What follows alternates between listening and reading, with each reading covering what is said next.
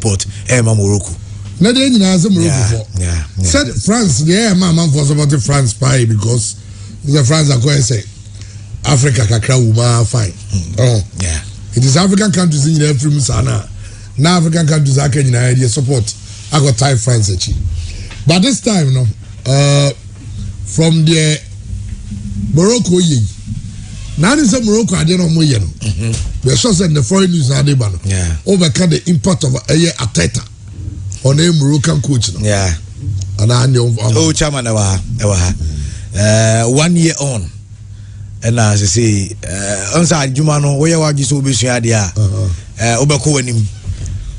Na Mikel Arteta cheche the tactics ni adina Walid Regragui enso abaso ehwe bi na uti said the Arteta no no baby o ma ye adwuma na duru no omo wo manim because ori Arteta yenyi so bas na ekran to nchen wana no o work under Guardiola and ye nyina enim Guardiola and the status e coaching ba footballer into nya such a person na or me chairman na obi ti Peter Drury ebia or online ade bi na me opportunity say metimi I join here. Why wouldn't I join?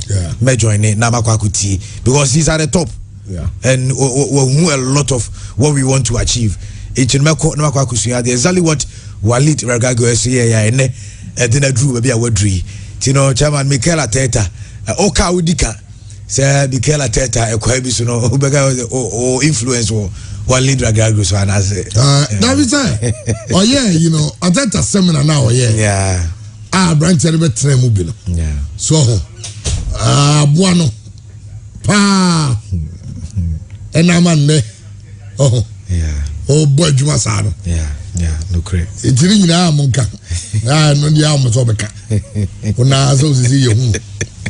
Wa asem no say ya. Na am so beka. Ba si nyina ye hu. Okay, it's in Africa United. Now me Christian dey say we born in Africa t-shirt we every sports center. Yeah. Sports center / perfect print. Yeah. Perfect print with the design, sports center with the seals. Yes. Aha. Now we 100 cities per oba we be. 100 cities. Me afi omodi ade na bra mu am junior na time nko ya mu ntwamento so 100 cities. Of sports center me the bomb number betu jo abetia play any atade ni nyina bra. And now be hu you know. Okay, etiano no. Na enra Andy Garcias. Chamo. Biggie, Saboko there. Biggie, o prediction be mo. Chairman say. O prediction be. So as Argentina. Yeah, Argentina. Aye. Is there a prediction the audience for? Now, yeah, we are here. On fanyisika. The toda. The bien ko yi. Na dosu ro. Me fanche work up no. Ye mo work up nya na obre pa. Bia me fiasi obre comprimisa.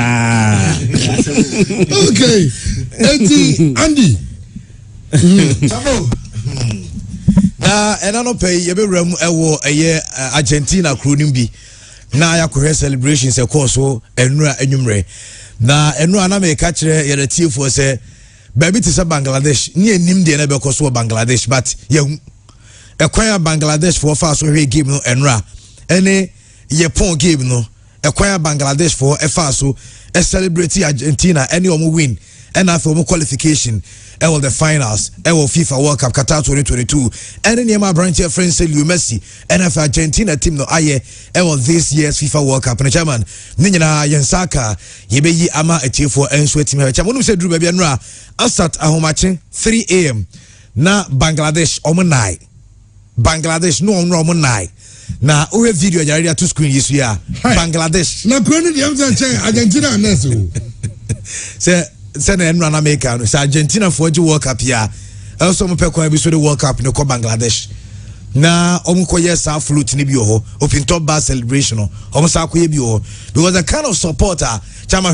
read this video e time I no mo game no no mo game no when Argentina or Bangladesh on some catch us omo no game no omo set or live band ya set yes one almost set live on set stage na mo the padom I told mo screen in the boss room and omo de Messi image SC screen nchen and Argentina flag ne nemu these whole people obia ko betimi aterefe nya Bangladesh na ebo World Cup no Argentina but the kind of supporter Bangladesh for edema Argentina no chairman na ano adinti we no wan kasa ohwe eba be duru semi-finals ni we the German you imagine on Sunday the final na ye be na Argentina age final no ti wan kasa wo de wa adwini bu na wo di usia na wo say nyema be ko so chairman from this angle so ade no mo game no this one mo twa drone shot no esro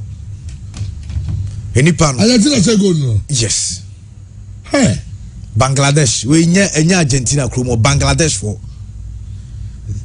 ekwan no mo fa so ehwe Argentina game no da enye easy omu twa free soro ne sa na ohwe nipa na ti ena make say one kasa we imagine the abeko so on Sunday a medwene ho a chairman me hu ha we be sia ye because ohwe we na me do ko Argentina krokro ni bi so a chairman ewo sampa eniama ko so ajarema fa me ko Buenos Aires ne nkohwa de ehwo de ya Argentina kromo na ehon so okohwe Buenos Aires a chairman wo mo so ehade we nya sa Argentina for the trophy about wow omonye trophy mayo trophy ni nyamai no say the thing is that omoko World Cup no obi an say World Cup for Argentina it was Argentina Brazil it was France and by Argentina only so the first game about from Eiko from kakra Argentina from the whole cruise ship abisi EU Argentina from Kwanegumo Argentina now team Martinez also they know they have over 50,000 Argentines in Qatar. Yeah. You see they are close to 100,000 people. Oh, me Argentines. Last time I want me a message. Oh, my phone so say ba a fan zone fan park na sign away ma. Fan park why ma. Fan park why ma. Baby I bought tournament net do bi ma free mo kon. Why ma. Fan park no. And now on your bubble no baby. Omo bubble ni nie. Na fan park no so what the baby a. Wow, they win your game ticket. Hona go here ball no. Fan park na ye ma. It's almost say wow baby no other fan parks. Our other places where say ebi aho you care. Why nyesa so kufie go he. Argentina for the go kro nim no. And then Morocco for so ko gum. It is the perfect final will be Argentina Morocco. Like I said, one side the blue and white, that one side the red. Fair way. Na me pramunum no. Sa vamos Argentina. Vamos Argentina. Vamos Argentina. Oh. Let me hear lyrics, no. Masa, it's only Messi near him. Yeah. It's only Messi near him. When I hear English version. English version. No. Today, I was born in Argentina, land of Diego and Lionel, from the kids of Malvinas. That I would never forget. But that's over because in the Maracana, the final with the Brazil. So I'm going to say Brazil, no, we invented something for you. With the Mario Bacho. And easy. Argentina. And now everybody's talking about Lionel Messi. What if I'm saying, bro? Where Pakistan wa? Where Pakistan wa? No, Bangladesh one.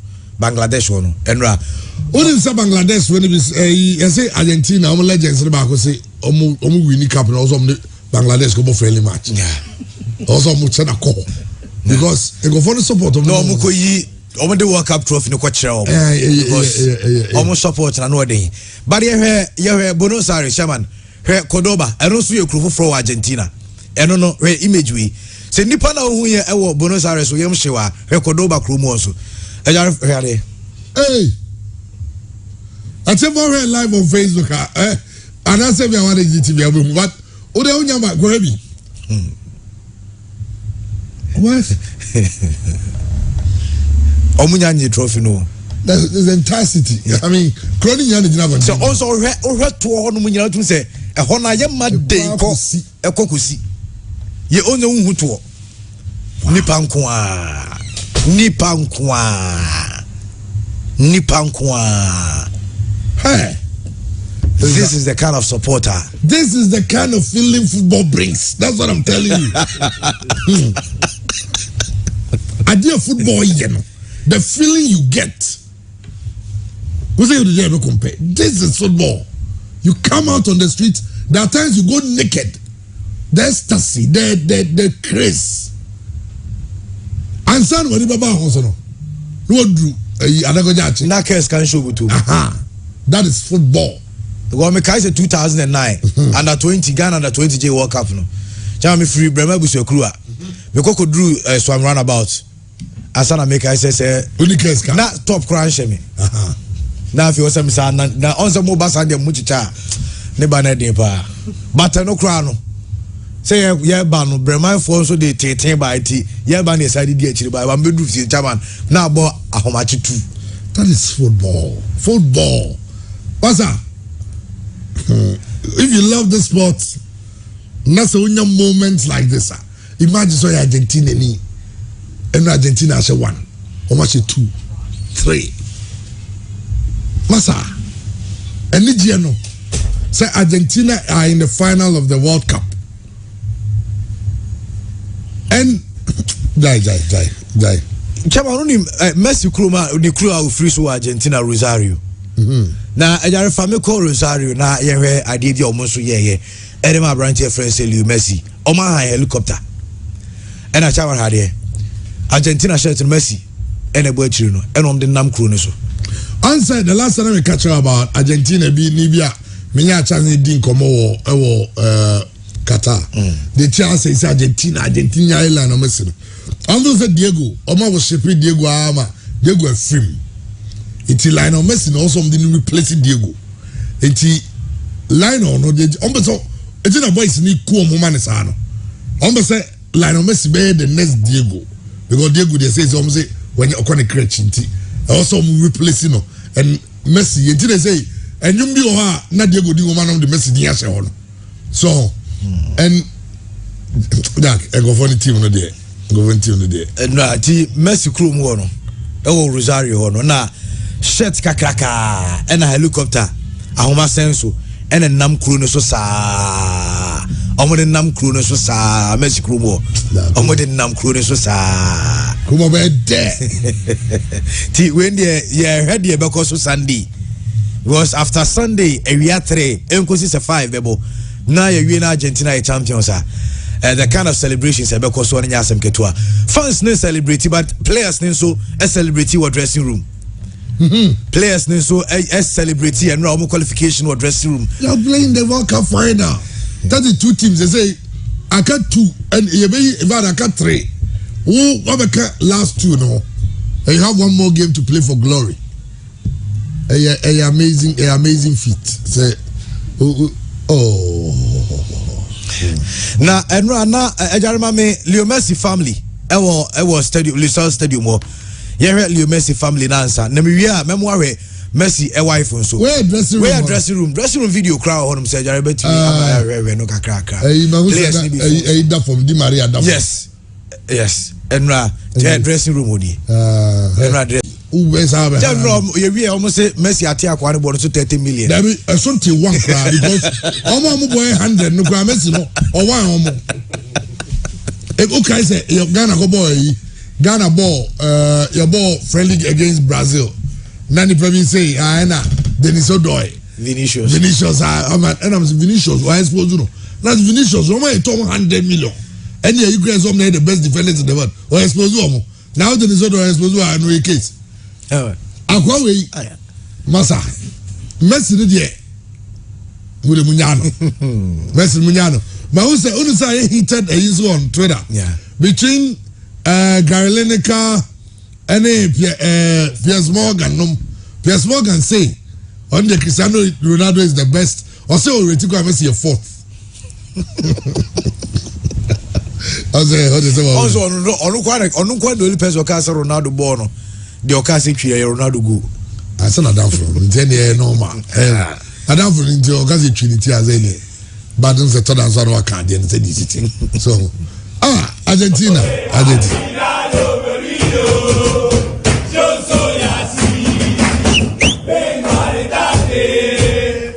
Born in penalty.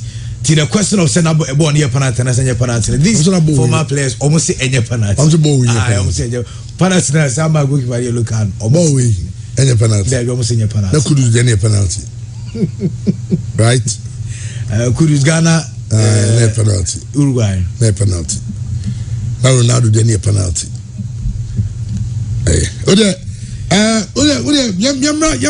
Game. Over choice. Bibia the din. Oh, nyame adom chama bibia e fine. Bibia the din na say them said Argentina free there.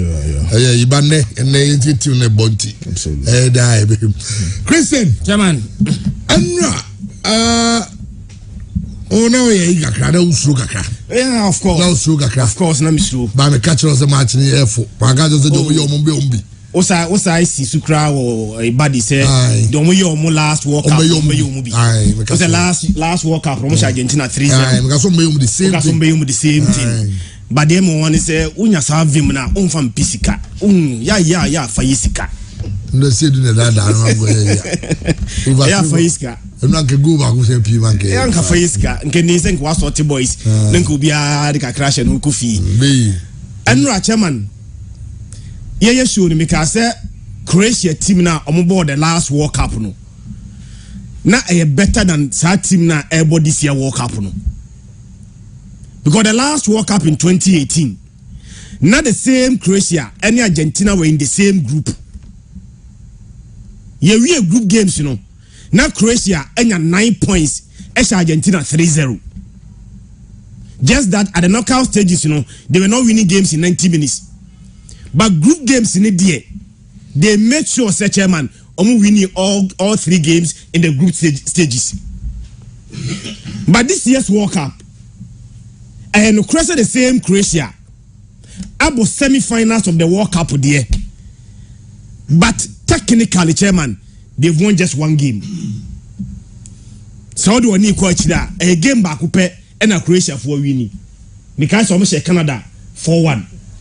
I'm sure Canada 4-1 we no. I'm in Morocco and Belgium about 0-0. At the knockout stages in 90 minutes, chairman Ninina no Croatia for winning game. So comparatively, what the team no of 2018 at the compare way now. In terms of the raw results there. Now that the last World Cup, the chairman, I think said they were better than this year's World Cup no. At the end Croatia for didn't want the experience and their mentality and how to manage games.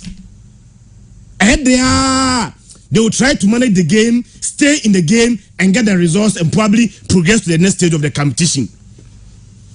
Adi Omoyeni said, Chairman, Osha knockout stages now. They considered first goal against Japan.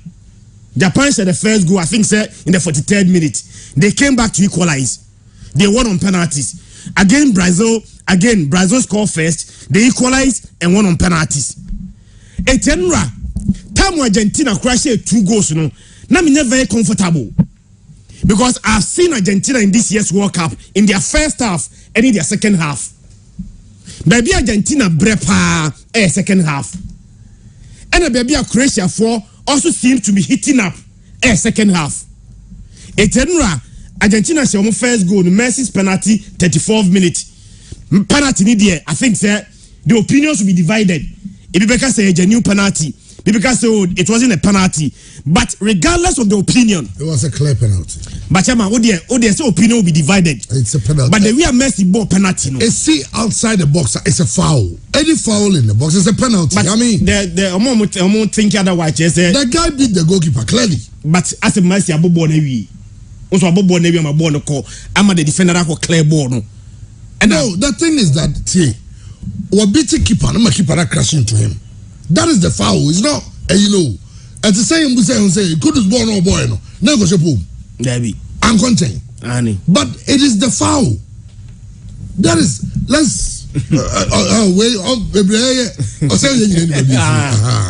Tino, me cry me say me imagine fees are contentious decision so.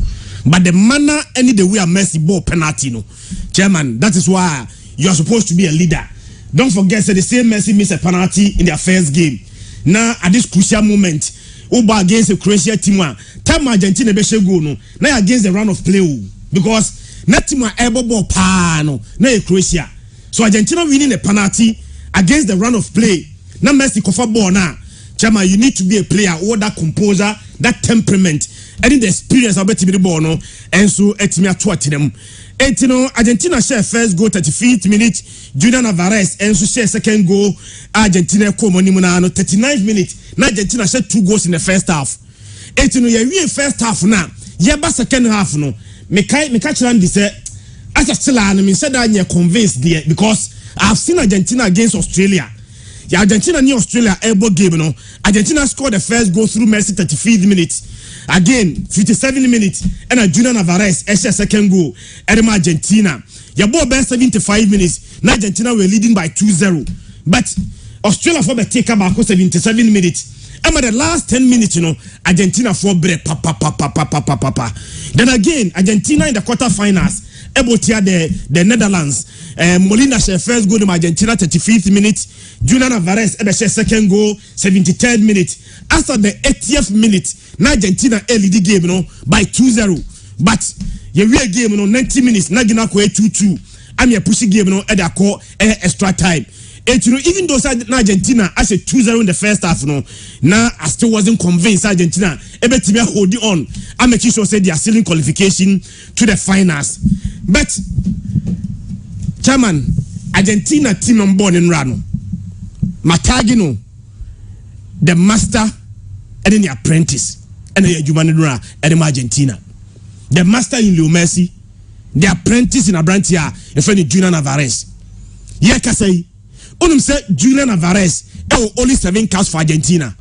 Chama only experience in terms of national team appearances. Abrante friend Julian Alvarez only 7 caps. He is just 22 years. And only Abrante friend Leo Messi. What is 35 years? Messi 191 caps and no muya Jumano and my team friend Argentina. So the master in Messi, the apprentice in Abrante friend Julian Alvarez. Chairman, these days, I may catch Andy or commentary position say, as a Messi on several occasions, now also the hamstring, as also the 9 months. So I was even afraid. So I had a Messi and Timmy game, and Messi is 35 years. And these days, Messi works a lot in games, or someone running more. Messi bet me 19 game, the Messi here and say, he will wait for his moment and make sure that he will make a case for himself. And then he just did that. Messi will not run. Messi just looking for some spaces, Once you give Messi that space, the Messi will just punish you.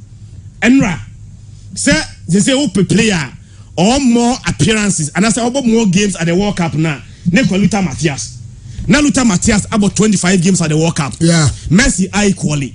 Which means that by the end of this World Cup, Messi the best player. What about more games at the World Cup? Because here Messi will play the final. Yeah. Which means that Messi about 26 games at the World Cup. That is a record that Messi and so as a team. Medical penalty na sem.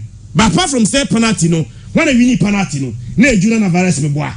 And Messi convert here. The combination of the two A players But again, Julian Alvarez ever second goal and Messi the winning ball Messi the winning ball the first.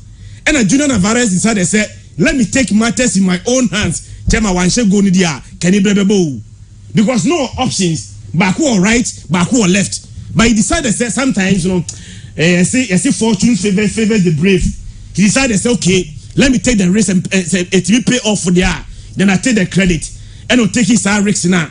Defensive error and a timba brantina or the second goal and so it me to them. But chairman, the highest moment of their combination Messi third goal I'm a third goal now. Julian Alvarez share goal ni but a Jumani Messi.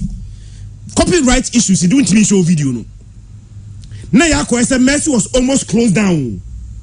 I think Messi on the right. So when Messi and Echia na cover sit or Messi Echi. Messi and Nimno Vadio. You say Vadio A-list defender. Minyasu was say Yasisano. Still a Vadio na Messi and Sano A-list defender. And a Messi decided say okay, Mamina Brente Wojuma. And a Messi yen Wojuma sa baby a Messi di born fire no. Any baby a Messi di born about 2 years dear. They now can say Argentina players be just a touch. Now, so team at them. The 3 goals about Winano. A Messi the master and the apprentice also esu adwuma ne free Messi one more and no mutimi ball no so etimi wie saa and Argentina. And you know the good news for Argentina is that Argentina really just 2 World Cups but they are now playing since they last won the World Cup in 1986. Argentina lost 2 finals. They lost the finals in 1990. They lost the finals again in 2014.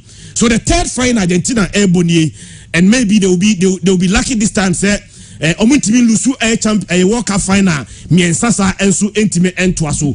And now I can say Argentina has 12 goals at the World Cup.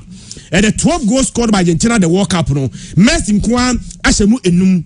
But Argentina betimaka say Messi's World Cup no say apart from 5 goals na Messi asheno. Messi aside provided 3 assists, which means that Argentina for total goals of 12 no match no. Messi nkwa contribute 8 of them. Here can say since Argentina started some World Cup no. Player na she go pa Argentina World Cup no na Gabriel Batistuta. No I say 10 goals. Say Messi actually 11 goals. The Argentina for all-time top scorer at the World Cup to friendly Leo Messi. Chairman, again, so Argentina player what providing more assists World Cup na Diego Armando Maradona and not providing 8 assists. Enra Messi assist equal to friendly Maradona. I think say Messi's World Cup and Messi be so betima Argentina and so etimi aji World Cup no. Si betimi Messi bon ni 6 final quarter to 6 and a Messi econo. But Sebetimi narrow down the gap. Any discussion, Sebetimi favor branch of Leo Messi ahead of Maradona, ahead of A Pillar. Regardless of final Oboninano, I think Messi would need to win the World Cup. Now, bridging the gap between Messi and Maradona, Messi and Pele. Until Messi finally wins the World Cup, there's still a lot of people who think that Maradona is still ahead of him. 6 finals, the international football, they can badu. Finals in Kwanzaa. Now Messi the second final the World Cup there. He needs to win the World Cup to make a major statement. Now the goat as a comparison there. So Messi wins the World Cup there. Chairman, we are putting a stamp on it. And I think Enra me who's a Mario Campus at his stance enjoying himself or Argentina or having so much fun. So to see your national team play that well and win in the semi-final, meaning that they're going to play in the final. Let's not forget Argentina had only 2 World Cups, and they would love to see Argentina win another World Cup. On which are close to Gabon and on Brazil, because Brazil then them say the new make on the say break and say no me as a abembe. Big member of me go be answer. Yes, Enra, Chairman, and Argentina the easiest semi-final match in the World Cup. It was easy for Croatia disappointed us. Croatia Argentina in opposition. But started with no possession. No, unnecessary possession. Unnecessary possession. Inti Enrani about the quality of Argentina. Chairman, at a certain point in some World Cups, for example in 2002, it was a Rivaldo World Cup. On the Boama Brazil called the name Rivaldo. In 2006, it was a Fabio Cannavaro World Cup. In 1998, it was a Zidane World Cup. So the Messi, Waji team Messi now. So yes, in 2010, you talk about Iniesta, Xavi. You to me identify a single player. But our World Cups be a one-man show. Yeah. And Saudi team be born now about 9 shots on target against 2. Yes, you had possession well over 60%. But it was a dangerous areas and the game was done in the first half. Ukraine, after the second goal, I think the 36 minutes about, Croatia lost it. And credit to Mr. Scaloni, the introduction of Lisandro Martinez, Oyi Leonardo Paredes, free man. And me who Adiebi, serious is setting up the team. It was more like setting up a team with 8 players to protect team. Absolutely, it was a 4-4-2. Yeah. Messi. I'm protecting Messi, Julian Alvarez. No more work hard. And the way Enra Rodrigo de Paul, Enra he was running all over. McAllister. In fact, Enra said that was a McAllister chef for another goal. Yeah. Later on, we'll introduce you Angel Corey, and also introduce you one font. Close the game. Croatia. And not Dybala. Dybala Bem. Dybala Bem, and then Julian Alvarez no was here born about because he's just 22 years. And the last time Argentina ball final was against Germany in Brazil. Yeah. When they Gonzalo Higuain. Yeah. Yes, Lautaro Martinez a loose form. Paulo Dybala. I'm not too sure about the form. Coming from injury. We are coming from injury and all of that. Julian Alvarez, that boy. Yes, it's Kanu Krana, Man City for the 5 years later. Or Messi see River play for because boy need ball, boy no need ball, the positional sense, the finishing. Imagine Gonzalo Higuain having that chance. And Lautaro Martinez. There's a great possibility baby. Yes, it's Messi is doing well, but Argentina have finally found a proper number 9. Yeah. And no matter World Cup no crowd here. I don't know what will happen later tonight. There's an element, but that element of surprise, mentality, sometimes it cannot go past quality. And this Argentine team, there's so much quality in there. Yes, Marcelo Brozovic, Mateo Kovacic, Valdior, they are good players, but Enra Sosa. And Sosa ne Bakuya say I mean, you don't do that in a semi-final, and Argentina truly deserve. There's it too much to say about that game. Scaloni was so one-sided, overwhelmed by emotions. Yes. You know me catch Andimo say Montana say a young coach. Argentina nya better experience. No, moreover, no a scout in 2018. That's what I'm saying. Yeah, so Agraketua edit Mamano. Edit Mano de Copa America. Yes. Wahobo Super Cup against Italy. Yes. He's in the World Cup final. Yes. Adia Leeds coach your friend say. Leeds Marcelo Bielsa no San Paulo no coach Sabe coach the legend, the almighty Maradona go be coach. Yes. Wait, so Ohene who knows me. And at this stage, in the final of the World Cup, I mean, you should understand. Yes. And then run excitement. It was one-sided, and at least I can confidently say I watched Holland against Brazil in 1998. There are a lot of semi-finals of a World Cup better than the final. Because semi-final, no. That's okay. Where you are going? Oh, where for the door? Where are going? The France 98 final, no. Where for? Oh, semi-final where they Croatia for no. Omuma nipa bembu in term do. But again, it gets down to quality. You can have some mental strength. So, you do this. But, I mean, the quality of Messi, Chairman. I'm afraid we cannot, Messi won't come up, but the aggression, or we are born, no, see, to no, or I feel where ye a who be a freedom, or the what you said, mature, and that's what we're expecting of our players, especially the senior ones. But unfortunately, they're unable to deliver. Julian Alvarez, Messi pictures. Yeah. And the sacrifice and for Croatia, well, the levels they've got into Dallas Crackers, level beyond Bedrubiano or more any beso. Young Modric will game Ivan Perisic. Not too young. In fact, me also when you look at Modric from them say, oh, the die is cast. So in my estimation, the West semi-final, I'm just hoping you said Morocco and France, but my end-to-end action, tough game. Okay about your boys no one. Yeah. They hear your coaches no one. So anyway you will be. Yeah. To bench Di Maria. Lautaro Martinez. Yeah. Dybala is on the bench. Yeah, Dybala is on the bench. All those big boys are on the bench. Absolutely. And a small boy Alvarez. Yes. Is playing. Yeah, no, Chairman, sometimes you wonder. Yeah, you go for the It's been the story of this World Cup. All serious nations play serious players. Apart from Belgium. Belgium,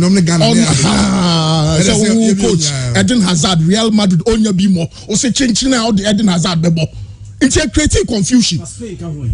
Oh, Spain coach, I want for Ramos. It's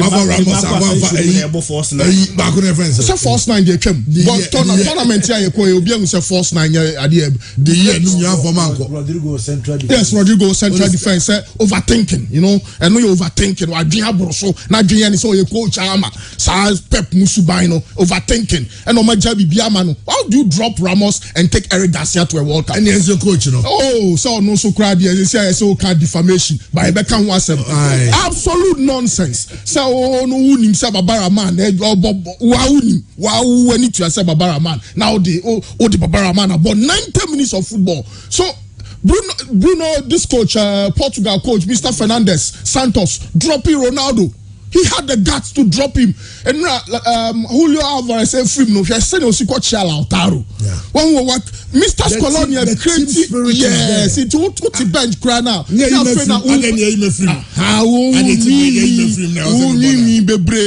Boys now one and Jumano eno omo eye. So Scaloni tactically masterful. Sad decisions no close game no with Alessandro Martinez 1-4 to Molina Film and then help Korea to create pressure on the opposition. Croatia levels they've gotten to appreciable, but again Mami Cancer is the worst semi-final I've watched in my World Cup life. Commentary position will be beside me say Croatia for coach did he shoot himself in the foot? Abra 2-0 down. No OE defender said more attack Seba. He went for broke. Yes, he went for broke. But it was mental. Not boys. No, Kramaric. Kramaric. I said, ball. No. Oh no, it was. I think what Scaloni is doing, and not only Scaloni. I think Messi too. I don't know. The American say, "Oh mama, the Argentine team sees themselves like a unit. Listen, whoever plays, you are playing for Argentina. Even if you're on the bench, you're on the bench for Argentina." And yet, I was saying, I'm about Adenia Mamobi, and Adenia me free. Said the idea you be free, my take a pomacho. Say, never eat yes, anyone. Said the team near us is slowly penny bino. There's a unit. And me who said, Coach Nabo, and I understood why not Croatia possess him. Because Scaloni did not want to possess the ball. Modric, Kovacic, players, or moment from Gutabor. And you depend what you are going to do, run. And know the way in Argentina for this attacking. I say, I'm more panibi. I'm more tacky because they were playing for a certain goal and they had it. And you also going to draw lessons from some of these things. Asa, and then Di Maria Tinchel, he plays for Juventus. Dybala plays for Roma. He's on the bench. Argentina first game, Enzo Fernandez was starting. And now, or introduce in the game, time I know Mulus no the buy, and another ball in their second game against Mexico, and was starting. He played so well since then. Enzo Fernandez, also Yakola. Yeah, then just how you almost started. I think 21 years. Yeah, then you almost started. So, but when to me, I'm on our banner, but boy, never, you was out coming out of the book. So I sent to me a man who was because now some Ukrainian can find our captain had a but. Or should say a player who plays in the Qatari league who will start for no credible all say is true. Maybe a game one today. This game is not your game. And I'm a Bonkrano for Tau Shaku, Usman Bukari, Kamadin Sulemana, and then I want them to run. By a coach, and the other sons of Samboni, or they are not come on guys, no come on, San, come on, that's what I and if you so body be now they remember Aquaros Morocco coach Biggie Argentina in the final and imagine Argentina winning the World Cup now with Lisandro Martinez, the Butcher of Amsterdam, a World Cup winner. Now Rodrigo de Paul, a World Cup winner. I understand why they say they are playing for him, they are playing for Messi. And most of the picture be about picture be Lionel Messi. But I don't have this at all. I believe said Jerry will not be to screen as well. Argentina one and the Argentina for the court. Also, most spectacular say there's something about 10 to 20,000 more fans in Qatar and anything. Omoko Jacapno. Buy home the Sumo Conzo. Somebody be at Argentina deservedly now as a fata almost a qualification the Coco Pima wire finals. Okay. Argentina before the game yesterday. This is the team about 5 semi-finals. Now, a boom be one more Lucy. And January I said, say, Lionel Messi be Lucy finals and the camp and I said, on to me get off in the crowd. He should make sure, say, Oba cross this particular header. And Tina Obia Lionel Messi. Say, yes, so we a favorite. time as social get trophy no more minor and a whole lot. But ultimately get trophy no cramp so one new semi final there any problem. But omo di wani no omo bebo bia ma ye dada no. Omo nya do semi final and nkwade omo cross ko do final. And to want to cross bi. Na ye hu de e be ka de afa ho. Entina there was no way they were going to disappoint. Apart from that, Croatia, this was their worst game in the tournament. Chairman, Croatia before this particular semi-final, born and rano. Now Croatia matches are bonina, we considered just 3 goals in 5 matches. Croatia conceded 3 goals. And the China said defensive line was very solid. The goalkeeping department was solid, but one of the people and I said 2 departments are disappointed here. Croatia game was the defensive line and then the goalkeeping department. Livakovic performance and Ranenya performance papa bia those goalkeepers are not able to do a tournament we so to be saving days at the moment teams no obetimi Livakovic adena ka home apart from maybe at the 3rd goal Lionel Messi created the Julian Alvarez and no now ebia onfa blame them for my goalkeeper no, but for me the first 2 goals were goals on any day goalkeeper no anya there he couldn't stand to the test and for mame. Then again, the defenders also protected the back line. Now, boss and there were a lot of mistakes. Josko Vardio has had a great tournament, but that slip against that of Lionel Messi and resulting into the 3rd goal was a bit of a problem. He has a lot of quality, but we to much Brandt and say yes, Abaso, but that is a wake up call. He's still in the learning curve. If my memory serves me right, I'm sure that he's around 20 years old, and such a player. Any the experience of Lionel Messi Ekitano, a bit difficult to bring everything right against that of Lionel Messi. Apart from that, the 2nd goal, Sosa, Obia Lucibono, refuse say Obaba be Clebono, Sena Onjina Yo, Sedayo, Wakako Twampa home. Unfortunately, now resulting in a goal. It's in everything about the Croatian team. Our World Cup wemu, and Emmanuel Yedimomo from the defensive line, the experienced midfield. Bola Omabo, Brozovic. Yesterday, these players were pale shadows of themselves. After the first game against Morocco, and Luka Modric performance and Enkoyino, and who another poor performance from that of Luka Modric. Everything he was doing wasn't just right. Anything he was doing, na emfa mano. And yes, I bad thing say team no ebenya results from Ubenya because when things are difficult, we are the big guys.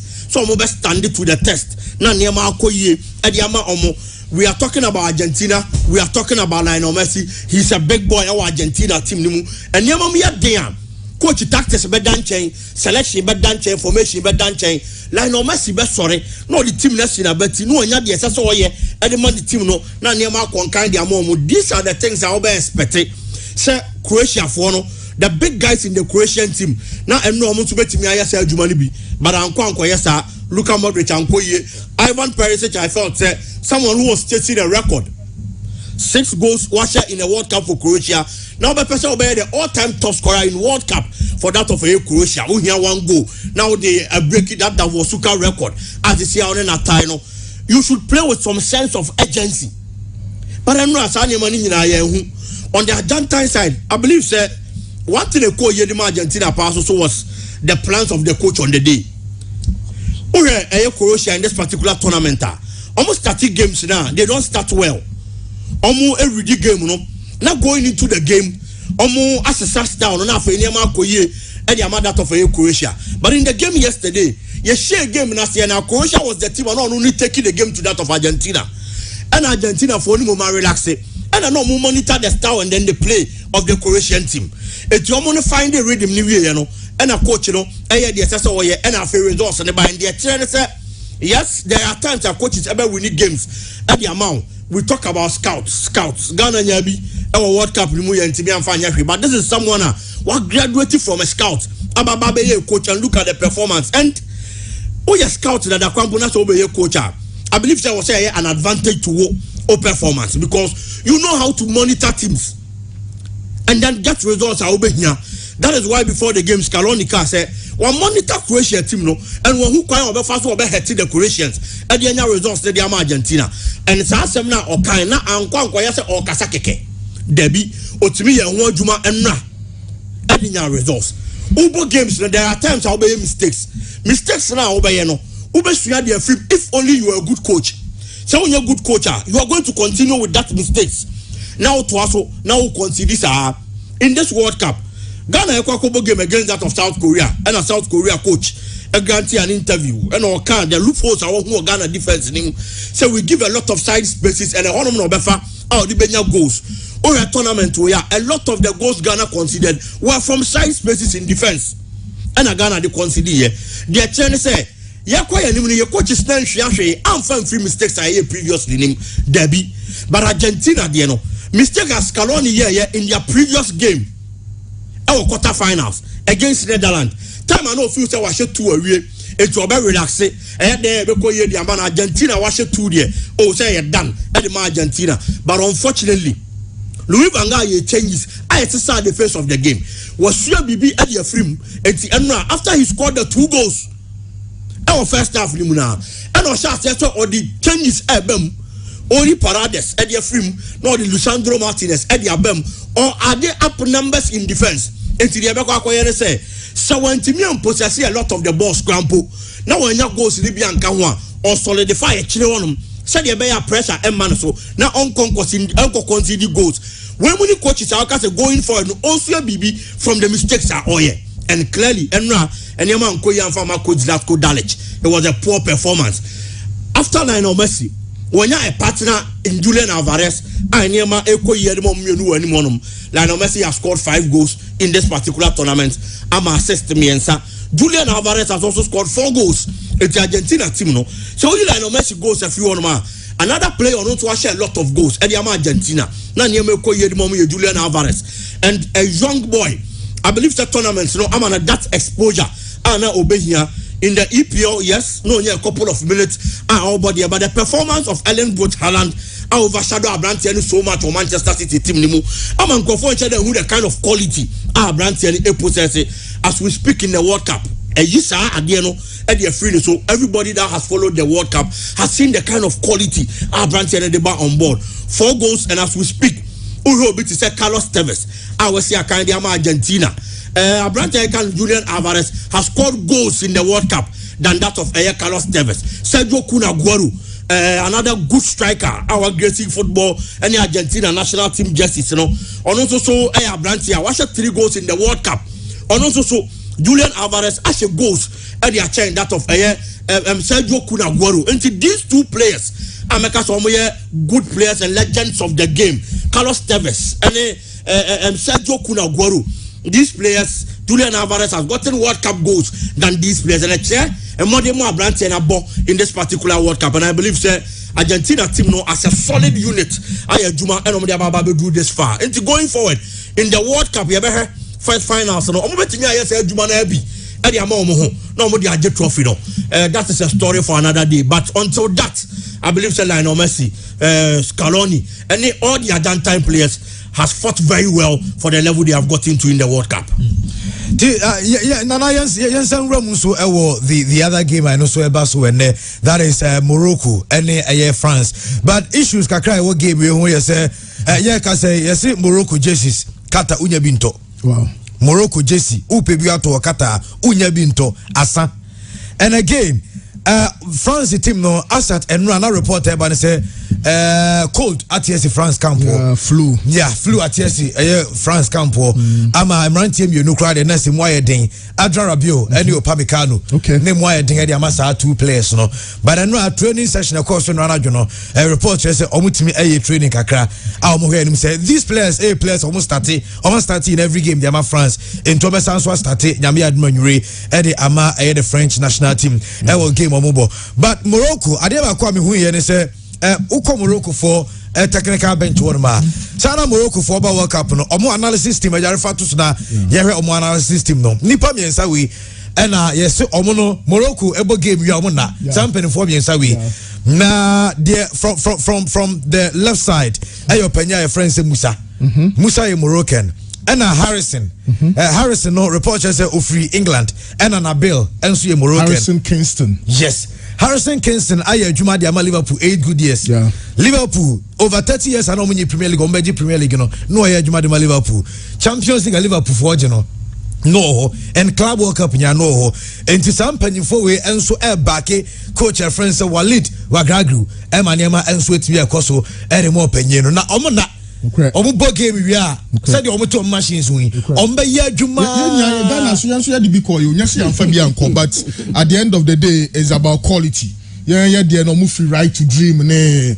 Until when you be a wire Monaco, wire Liverpool, or yeah, the head of performance analysis for the Royal Federation of Morocco. Quality, one say oh top player and the obeto, but one classes top presenter krana BDBH inti. Sanet yes, you had the big call, the scouts call you come. Send and say more to add the bomb, but said they did a good job. But we must know. Say the Ghana nini huno onu because why are manager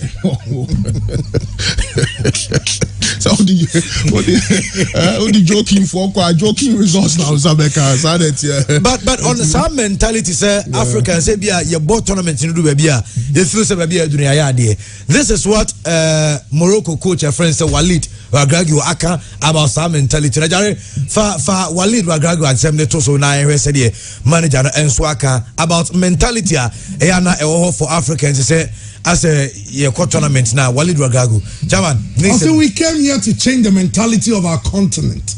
If we are happy to be in the semi-finals, I wouldn't be happy. I want to be in the final. Walid didn't to trim. Say, Arsenal was your one pa.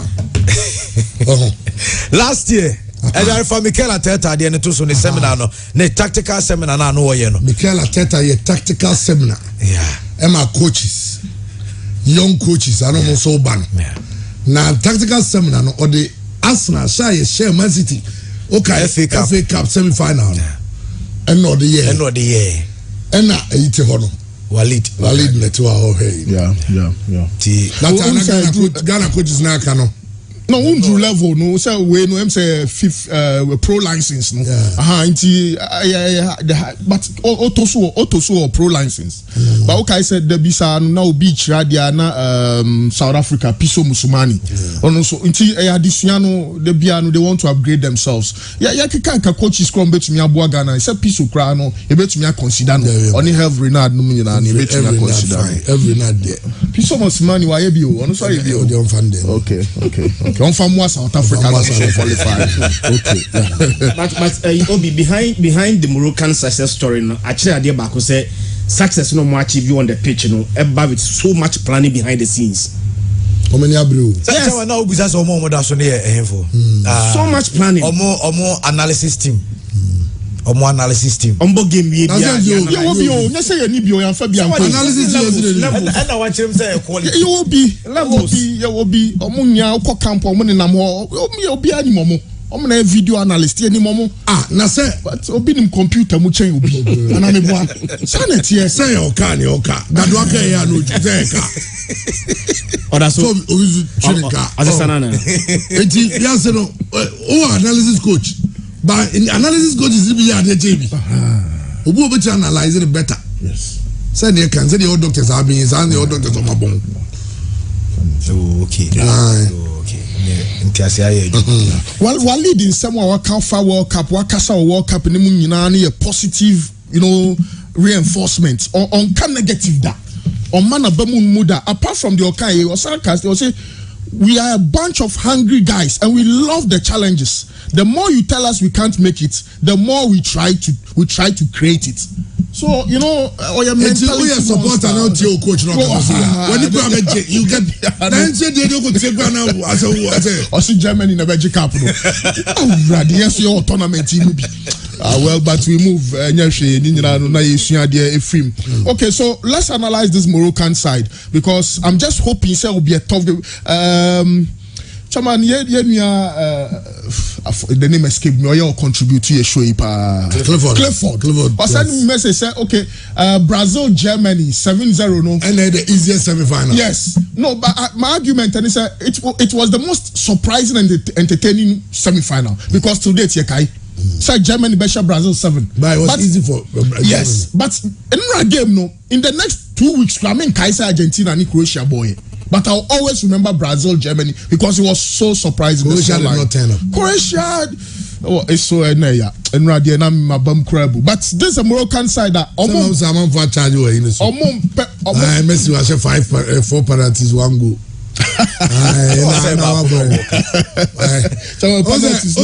When people say that Messi is the greatest of all time, those are in favor and say, I know no son World Cup. But those same people who say CR7 is the greatest of all time. Or the World Cup here, World Cup final by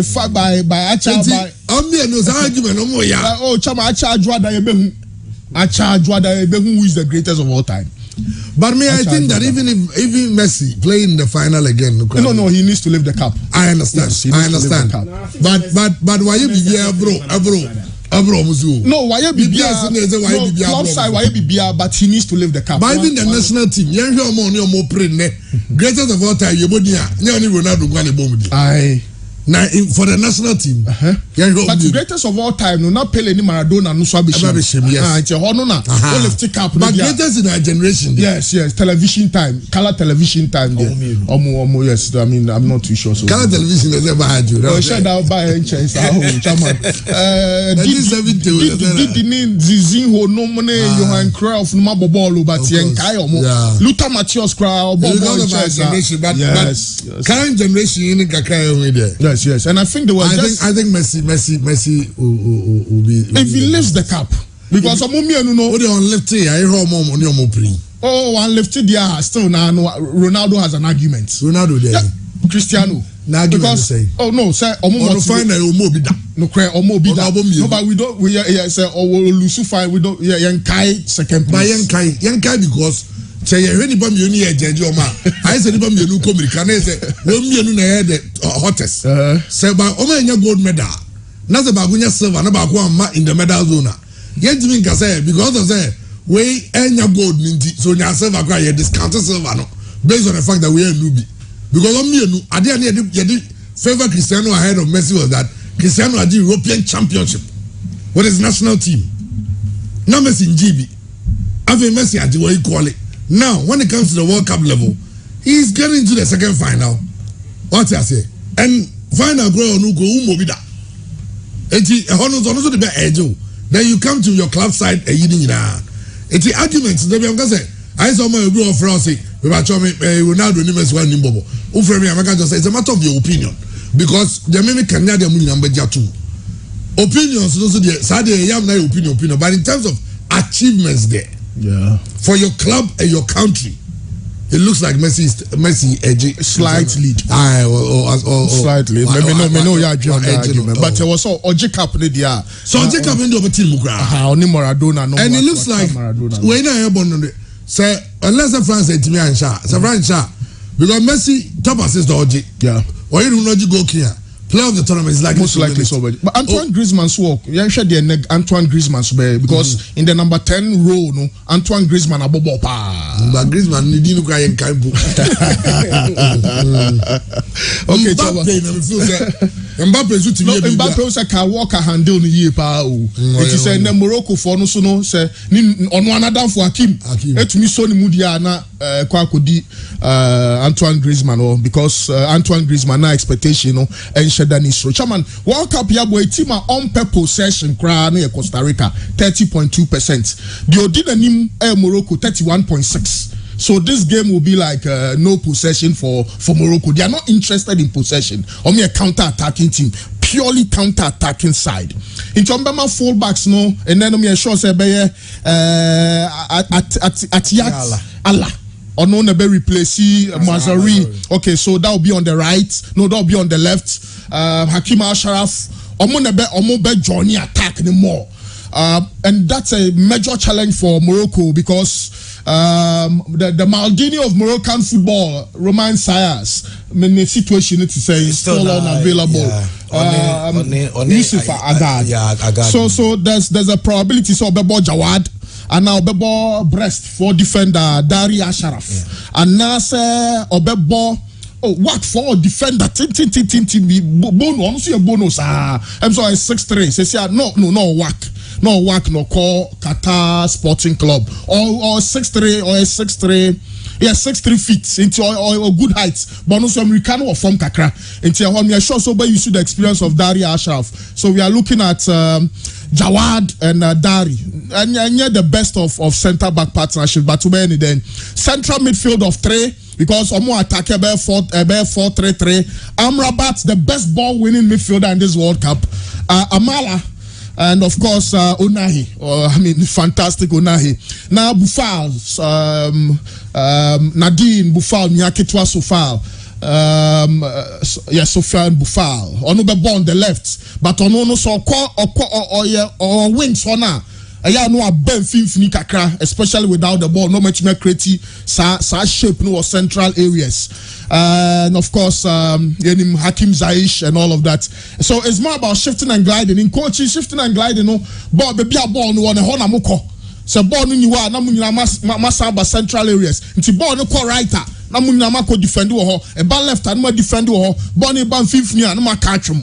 San Atletico for no ball. Into say Unya Mbappe and Hernandez on the left. They'll be coming up against Hakim Ashraf, a defensive winger in Hakim Ziyech. No one Jawad no near centre back no Ben number 2 no Raho. Now Onahi no so a Ben or Ben right wing or no so the almighty Amrabat on the final man on Ube collection on just be call left on so Ubenya Atiyat Allah. Ono airport train no and also ono yes on airport train oni Boufal no anya Amala oni central midfield or Bay omo na defender friend Dari ono so na Ben train no so akokan wo ho na owanya Amrabat into Amrabat the kilometers no there left and right nyina no or cover babia and that's been the reason why they are successful omo creative now come about Benum yes Benum oh yes. Chairman na Branton Heights nehu because and I think maybe Coach Becker say inexperience in tea or more, but Ankaya height because at the end of the day,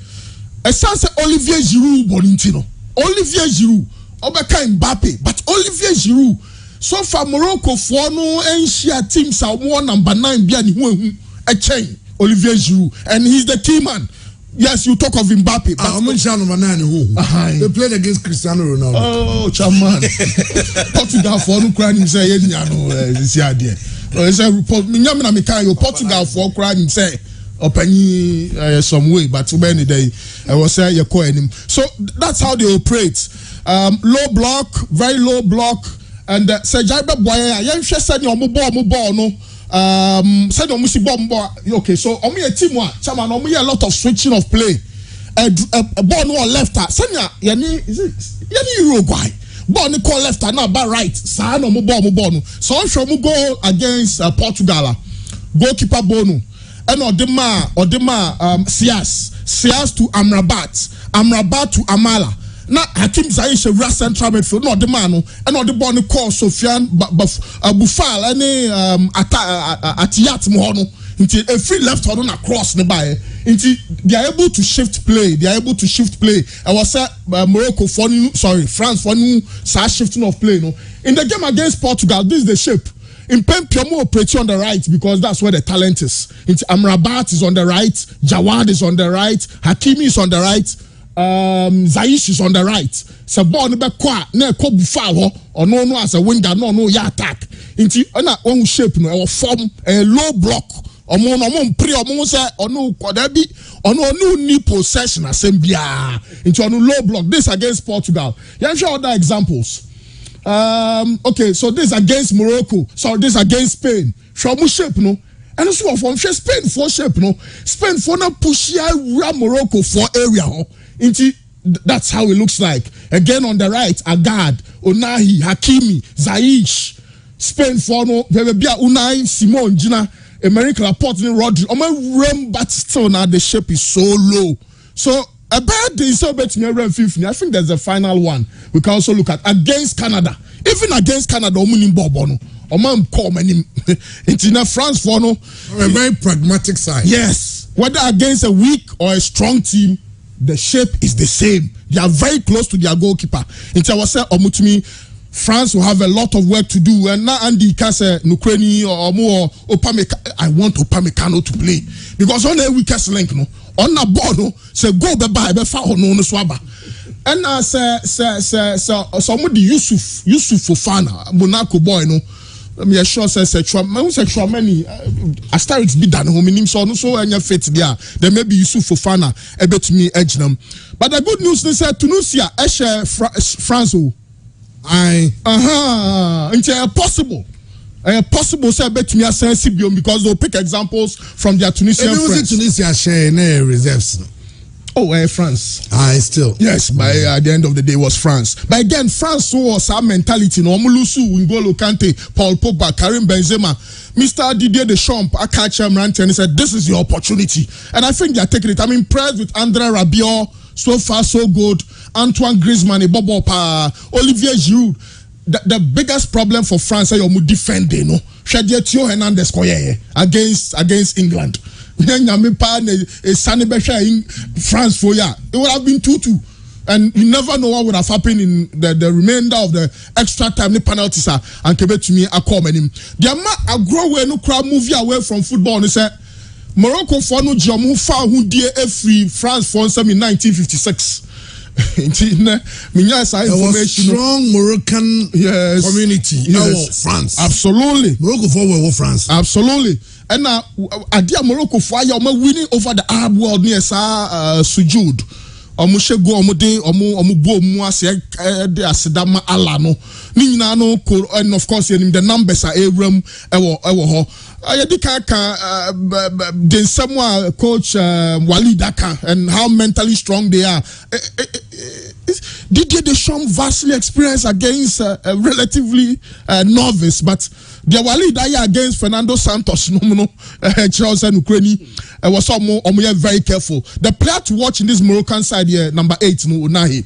Ona Luis Enrique can say, hey, na player ben no omo titin was Spain and but omo titin was Morocco Royal Academy or the $65 million is the best in Africa. $65 million AC the club side Angie or more president say calls a bano a brona joining so says number 8 no Azadine Onahi Otminya Boni Pushia Bo when dear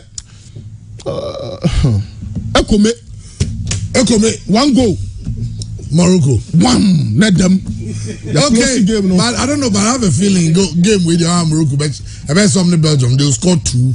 Maybe France has 1. I don't know. I have that feeling. But yeah, of course, predictions.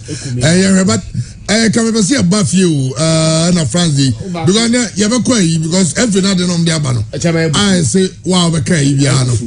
But see a rest idea no. But quick.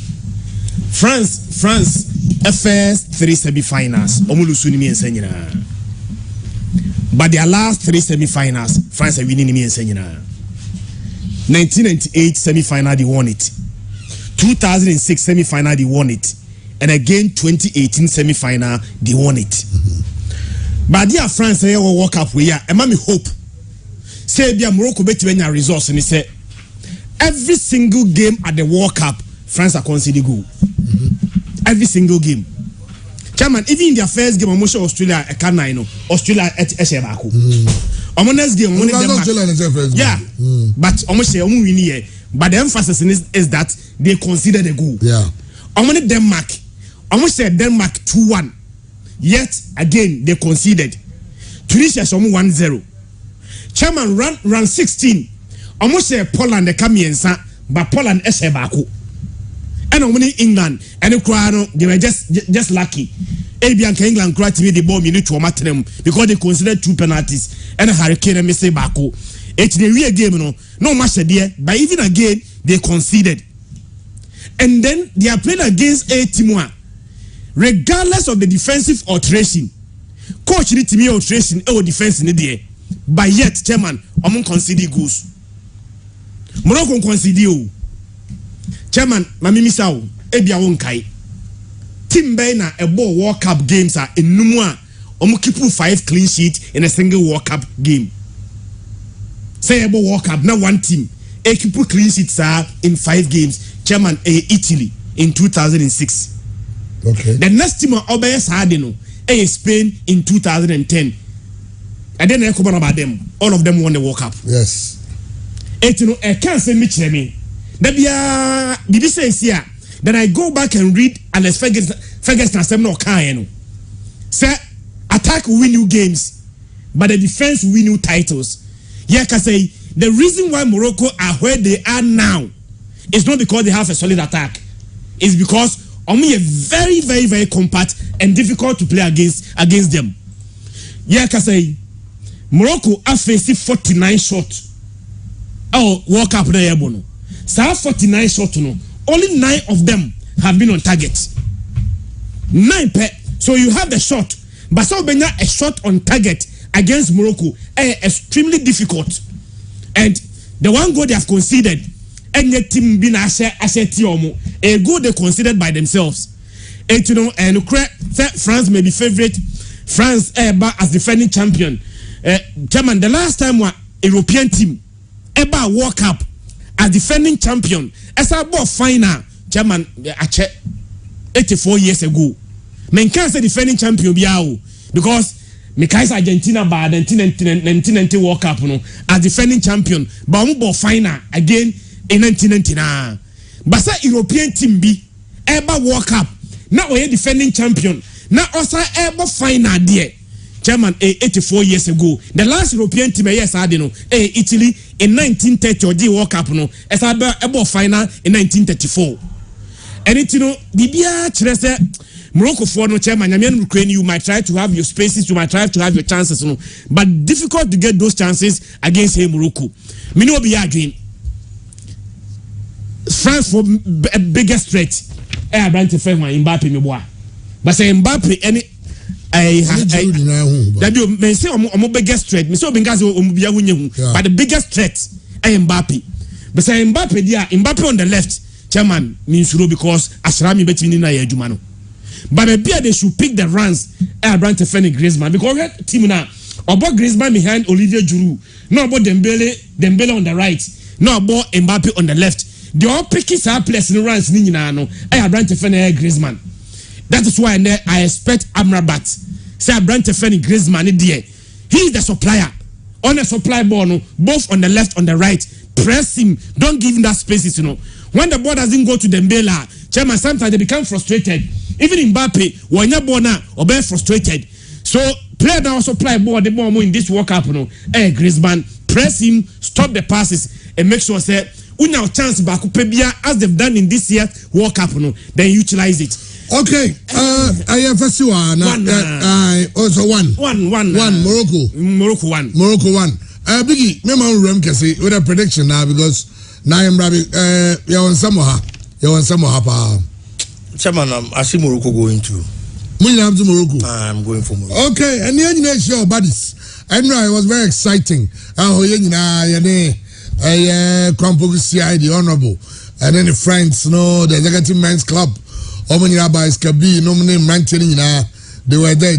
And then about also near Raxon, no name Bombo Munina, and so Oma ne game no never heard a game no. And so on 7 p.m. the live commentary of that game, but Unya let to be out from higher for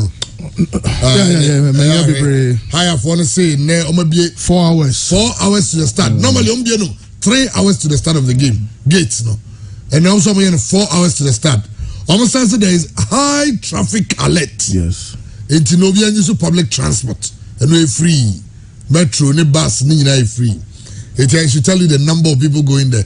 Morocco, they are not just representing Morocco. They are representing a continent and they are representing the Arab world. Morocco doesn't feel African. But they are playing under CAF. There are a lot of Ghanaians who are saying Moroccans do not feel African. Muslim feel Ghanaian. The point is that they are Africans. Yeah. They come from the African Confederation of African Football. Now comes Australia. So Australia qualified on the ticket of Asia. Australia, a senior country. ABS, if you have any more automatic slot now, and if you have a bomb, but on the zombie, almost on the Asia because almost feel say they are good enough to have an automatic slot. They are representing Africa, apart from representing Morocco, Africa and the Arab world. It's in there, say over to me. I qualify now. Yam refi. Na yam letter nim. Even the statement be about Bonti and Rap. Na yam Baran Sanano. Obi, what is the truth in Ignacio Sesefo to being sacked by Dreams? I mean, he's still a post. Okay, he's still a post though, but yeah, there are certain challenges, of course. Co-coaching be as a coach back over Kano. Yeah, that's the problem. Co-coaching, but he's still a post. All right. Hopefully by Monday, benya clarity on it. Okay. The attorney said House of Folk legend Mohamed Polo, and so the future every ban here say opposite House of Folk eman and a blessing. Na baby you could be seen here on renewing the contract without we understand that House of Folk are making a bumper deal, 15,000 Ghana cedi a month. As the salary. I didn't hear can was the last time. I'm saying every day. So we see and so Koso. Obi my picture of Hasbrook managing the general manager. Ego Shiano Black Stars camp and normal conversation Libya and also a whole answer. Now even the statement about Bonting, even say and I may read this statement no Azana by say Parliamentary Select Committee on Youth and Sports and Culture, I'm going to conclude a meeting with Sports Minister on the World Cup budget allocation and expenditure. I understand that they will give a full report to Parliament. I'm saying, following the exit of the senior national team, the Black Stars, from the ongoing FIFA World Cup Qatar 2022, the Ghana Football Association issued a statement dated December 2, 2022, same day of the third match. We apologize to the general public and all stakeholders and also indicated that we will continue with the positive lessons going into the future. The GFA has since kept an open mind and continued to listen and receive comments, suggestions, ideas from well-meaning Ghanaians both home and abroad for the improvement of the team. Unfortunately, the Ghana Football Association has noticed that few persons are deliberately maligning and defaming the GFA and the Black Stars brand in an attempt to manufacture a non-existent scandal about the team. While the association will continue to encourage feedback and opinions devoid of insults, personal attacks, and brand devaluation, the destruction of the brand from deliberate lies, misinformation, and defamatory comments must be kept. As the Black Stars remain a global brand that unites all Ghanaians. The Ghana Football Association has therefore instructed its lawyers to institute legal action against persons who defame the association, against officials, products, and destroy the Black Stars brand, as well as the media platforms used to do same. I don't know. If you know, Black Stars is not it is not yes. Okay, anybody who talks about the FA now care about not having a project, not planning, you can't take the person nowhere. Because it's the truth. You don't have a plan. Do we have a plan? Yet your man, and Skasa they can't say they go work. Yeah, they go work up. 25 million. Yeah. I'm a penny for a corporate Ghana, 25 million. Raising that money, Yentimi. I'm so many 5. Cheney who say, so if you have an association, check every 4 hour can say 25, no. Only the Black Stars, but all the national teams. And let's even take your word for it. All the national teams, they have 25 million in a year to take care of them. Ghana binds on this country or yeah, La Sulala, and Ukrawenya. And then I don't qualify for work. 9 million good in an association that needs 25 to survive for a year. When you 9 million, do squander it. I'm for say there. Then tell me can Japan. Only an small can ye. Timini say you don't so quarter. Or say, I was say you making sure say club owners. Now you more money blast and the interest in Kwan. Team owners, I don't see why they should be part of the GFA. No, I disagree. Say owners of the teams are part of GFA. I saw one gentleman Oshie complete defender giving money. Oshie complete. I know what you're changing. You have somebody like Lamtic. You have somebody like Baba Rahman. Messi. Baba Rahman. We are giving money, Never just say Messi. confident player ne yɛ bench no wohwɛ long term pɛmu a speed a wɔde ba ne yɛ bench no wotu ase because owners of teams no ɛpɛ sɛ wɔn nkɔfoɔ nko ara na ɛdo nkɔmɔ you can't promote sports like that and the military sɛ team owners sɛ ɛna wɔyɛ American ɛyi wɔ ha but Ghana who constantly say si aba yɛsi don interfere so if this is the way we have to go but president has started to defeat honestly na American if you have no or if you get. Okay, I know you're some honorable candidate. Quick comments, Obi. Only beginning a quick comments on statement at the Abano. As I film can say a tabu got in beyond count. I would say, now come to record the piano book.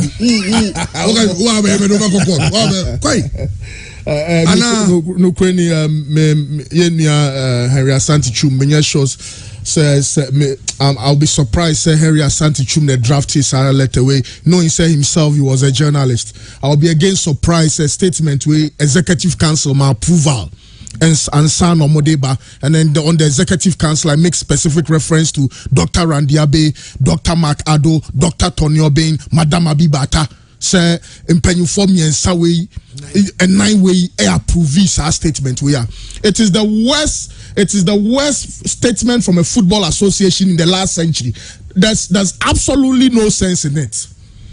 And what is their problem? And you see, Chairman, unim say what GFA media. So unim say GFA media or more FA phone di omo call ya bo omo hoka omo diane omo ticket omo bibia. Is it that group is not working hard? So they are unable to, give Ghanaians a proper analysis of what happened at the World Cup. You have your media group. Are you now telling the whole world that we should kowtow to what's there to hide? The Black Stars is founded by taxpayers' money. Everyone has the rights. Oko England, Oko Brazil, Oko Italy, a bad national team, no football association. No one is gagged. But why did the FA have its own media team? To do what? To promote the FA, to promote the administration. Let them do their jobs. Look, isn't it a matter of fact that the FA president has a player in the Black Stars called Babaraman from his agency? Is that not a matter of fact? Defamation and matter of fact, any assembly public knowledge. Allow the people to talk. Allow them to flow. Who say bring back the love? Is this how you bring back the love? If your media team is not strong enough, sack them. Get guys who can defend you and do a good job. And stop gagging people who are the counter arguments. ABC paying the history of Ghana football. There's something they are hiding there. And I'll be extremely surprised if Executive Council Emma approval for such a statement. Your free World Cup buy and can you papa no cramo the statement about my Ghana front your say still now was education you spent a lot of money. You promised the whole country they are going to bring the cup. President in Sembe and Wanka said Ghana needs China for Black Star a public entity. Say there's a brand. What brand? The brand is not even yours. What brand are you talking about? The property of the Republic of Ghana. And that's all man penny and can obey or the amount for the court. You are working in the interest of the people. People are talking and say, we'll take you, have instructed our lawyers to take who to court. But that's just by the by. The point and he said, say Assembly will be truthful and honest, will state the matters of facts. Say but the facts are clear that this is an underperforming FA as far as our Black Stars are concerned. They've not given us value for money. Let the people talk. Allow them to flow. And stop this unnecessary gagging. When me sure say a few GFA media boys be then let's stop the other people from talking. What sort of communication is this? You've wasted your case. You're rather killing the brand with this sort of communication. Black Stars, when did the Black Stars become the property of the Ghana Football Association? When did it become the property of the Ghana Football Association? And this one will only be supported by pro-GFA people. Because and it's interest. At the end of the day, it's interest. Who media group out do call World Cup? I don't know how do call World Cup. England for the journalists call World Cup. Brazil for the journalists call World Cup. Because you want them to protect your interest. You think everyone will protect your interest? No. Hell no. No one, not every journalist will protect your interest. It is all be a catcher on Crawford now who sponsor our mono. So, no more the other side. No, they are telling Ghanaians the truth. When release a threatening statement, this is not the very first time. The Bianoma release statement. What sort of communication is this? Henry Asante-Chum, you were a journalist. Is it that you are there because of your interest? You were a journalist. Is someone who can during the registration of Kwesi Nyantakyi? You were there. Don't even go there. Don't even go there. The Ghana Football Association president went on Facebook. That time he was a member of the executive council of the FA. Because Baba Rahman was dropped. Whatever. No. Benjamin Tete. What did he say about the coach? Does he have the guts and the moral impetus to see this way being written? Say we take people on when you say something. Oh, meet in court. We have our day in court. Somebody should send it to him. He said worse things about our coach, the Blaster coach. It was that even Kwesi Appiah. Yes. Our own Ghanaian. Oh, the Bernard Lepet, we more bet no Mamuha, but Jumaben or Mudi or Mamma. Ya call Cup of Nations, Yari, ya call World Cup, Yari. Oh, my Ghana phone, Kasa. No, really, Henry Asante-Chum. Opening Mr. Hart. Mr. Pa, baby, out the football, no, Sunday communication. No, he signed. Yes, man is a no, I signed it. GFA Communications. Who is the head of communications? No, I signed it. He takes responsibility for the statement. It's so unfair. ABC football Ghana. ABC that allow the people to flow, allow them to talk. You cannot bring the love when they are gagged. When you stop people from talking. What sort of political, well, politics na side your football be nim semen chawadwa me de kokot. Oh, you say Somalia and Comoros, and now Bangladesh and now Nepal and now Pakistan, where there's no rule of law. You just because you are in power today. Massa, omunya careful FAO. Omo boys no, and omo say sikad na was omo no mutumi kasa, omo muska mo no munkasa, no munja man for no munyo majuma. You have your own media group. For the very first time, the Ghana Football Association took journalists to the World Cup. So I will tell them to do their jobs. Why are you paying them? Why do you take them to the World Cup? Why do you have a media group? No any problem with that. Almost say mon central for Niboa. Some am can a good team no thing. Good officials be who thing. And my two players, we go players there. Now they because player is security blaster security. Obini you don't know what say, hey, one play. As only the right to you don't know what. Enra me statement na see you don't get us I argue by me trim anyone why obetime meeting aka any idiot can go to court. Oh, I'm coaching as you don't get here. Ba dem nkutu no. Manya kotu awi. O de tresai. Ma tresai. Court no obi abetime akọ. You can go there. Se on person do bi boko quarter. Omonfa Romain Molina no fa ni court first. Hey, asem no working. Romain Molina. David ni go asem we fight wase. He Christian why there. Then go some can say, "Wow, baby, I instruct your lawyers to take you to court." Set the example. It's no one say Romain Molina no go do amamoni ni on here. Internationally acclaimed journalist. He reports for the BBC, the CNN, Al Jazeera no reporting for them pen. Romain Molina say, "What did you go for sikana mjo mokoi?" Take him on. No proof. Set the example. Have a trial. Say, "We do go court." Yeah, ni anymore hanya. Say, "We are mebo. They would one buni pasa." Moga some dey tabu go court. Besi na NTV. Romain Molina mo vare go court. Or chemo. Yeah, try. Mfa Romain Molina mfa go court first. Chama me ochechire ni. Na in my psychology class, ene bisa masem. What is the difference between love and fear? Love and fear. And and now you use very simple illustration. There are certain teachers are and respecting because of the cane. Abane Kurani Nintino, and Mankura Buno. So we the cane from the teacher, only respect to be a beam.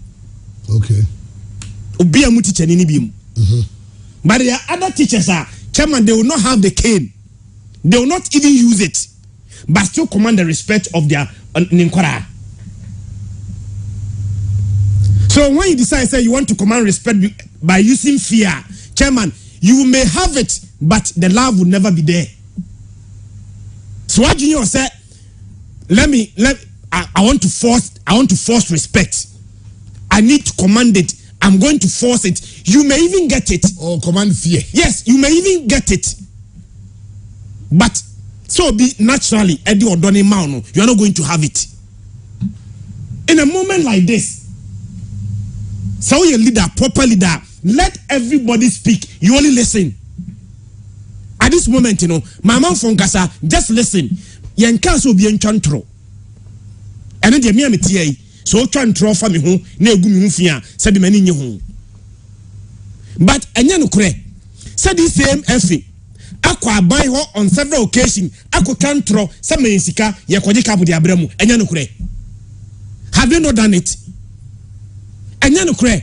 Sagana call walk up on Yanya. And kure. Chairman, and kure say, ye the scout and a call walk up on and kure. And kure for the last work I've seen in group anyway. 2014 anyway. And kure say for the second time consecutively, yes, I could walk up young group and yes, away and kure. If they want to set examples, Omunkofa Rumen Molina. On the make an emphatic statement. Some of the places Sika before some member from into the national team. If they want to set an example, they use the bigger fish. Meme tia say, so be nam street mu. No koya de near chini de quarter. Bia sa de chrono so me koye near the me quarter. Mimi dinka krano ebe make a statement than the pakrono only dimbiano. Of course.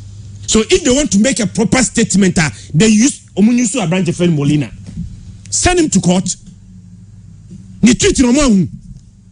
What's some of the deep places? I am not saying it. Let's go beyond even Molina. What did their two previous coaches tell us? They said no to Ado Kochamokai. Otuado say, oh, who put the next coach in a bebano. Ebenya the free hand to work, send Otuado to court. By inferences, he is telling us that he do not give him the free hand to work, send him to court. Sika Kuno, chairman, Yansan Prince Sika Kuno, some can find the same F. Humfanchiromo, non for Sika Kuno. I say, we don't have some new court. Sika, I don't want to. They are joking. Sika, a statement, you will be about Treco to be a god to Bedano. Send him a coca to some interfere, they are to intervene who are defaming.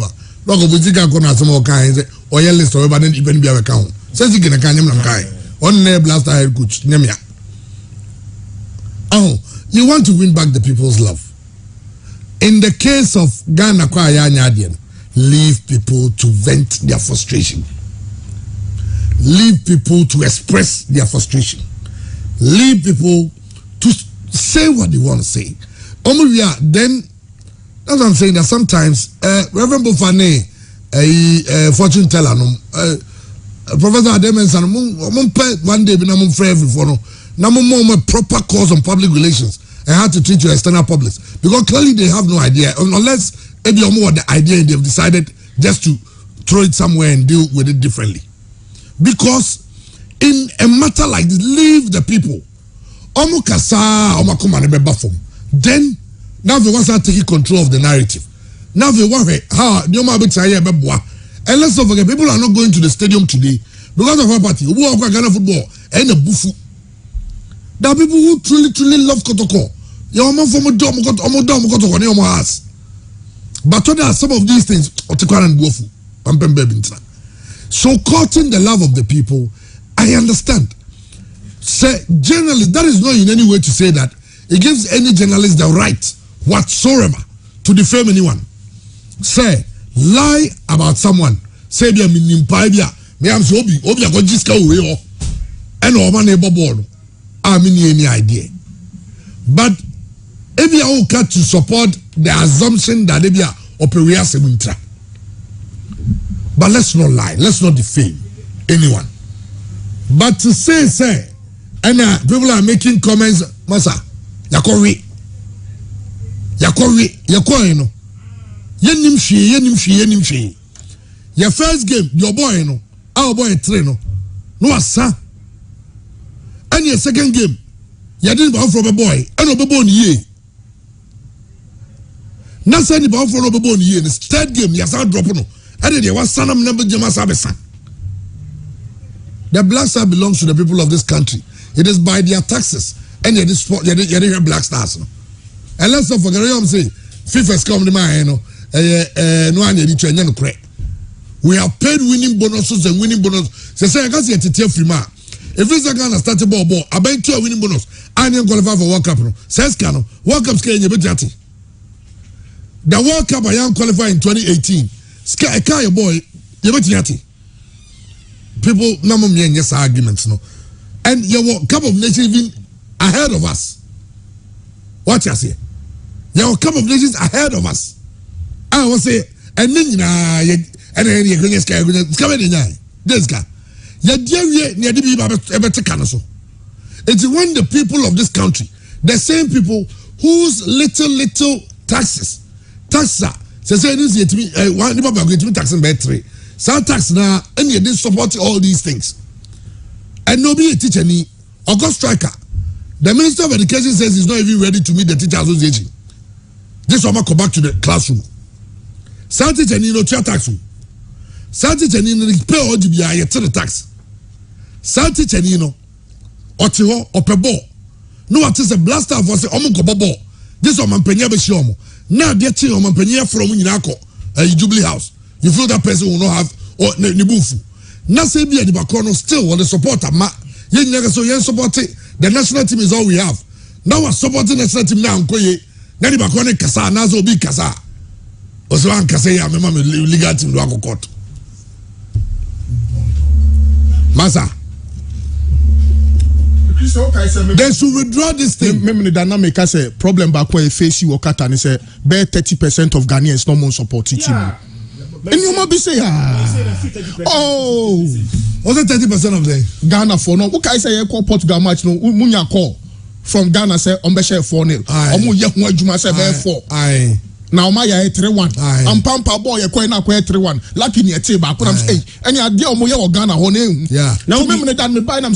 Ghana you wo kra na man for friends say ade no yenya niam rafie me twa me fufuo ni ma adwene nkwan beto a man for say enche obeba.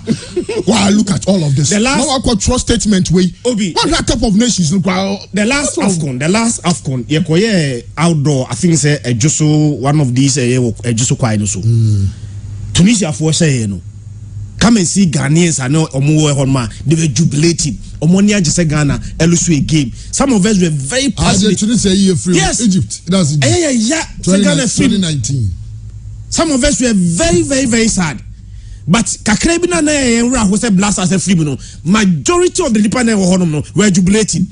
Now there are certain Ghanaians as you speak now almost they have nothing to do with the Black Stars. Kwakula be one example. They caught and you are giving them reason why they should not come back. They caught sir hatred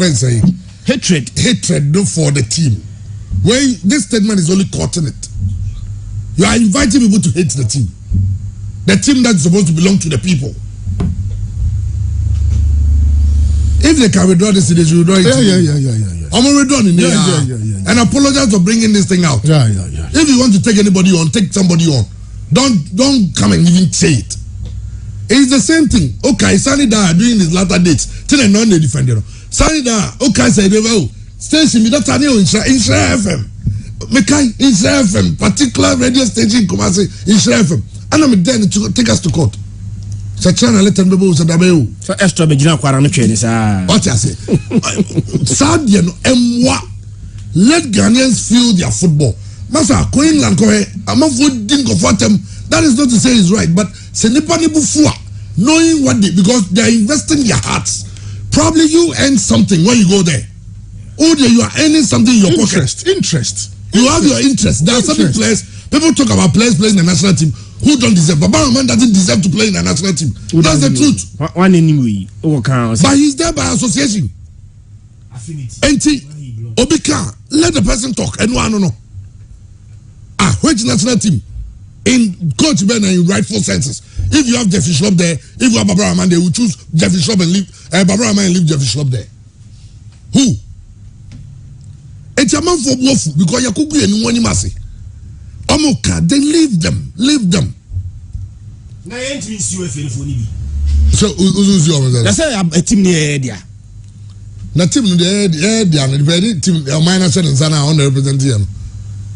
So twice stage bi a yenso my team amufo na yenso ngigiska na yenso GFA for no. We need to have value for our money.